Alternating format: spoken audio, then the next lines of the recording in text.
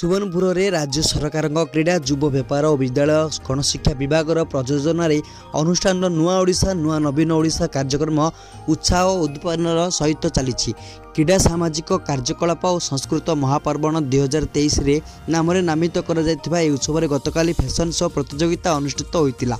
विचारक भाव में नाट्यकार श्याम और प्रसाद मिश्र, कवि प्रदुभूत रथ, कवि विघ्नराज पंडा, टीवी सांबादिक रवींद्र होता और धर्मपत्नी उपस्थित थिले।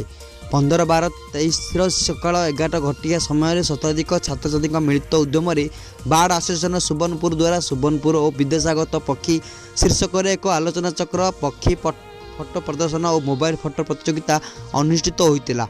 महाविद्यालय अध्यक्ष श्री गोपाल मिश्र अध्यक्षतार अनुष्ठित उत्सव अतिथि विषयक भाव में श्री सिद्धार्थ पाणिग्राही, श्री दिनेश कुमार मिश्र, श्री पिनाकी पंडा और श्री नरेन मल्लिक योगदान कर निज निज वक्तव्य रखिते।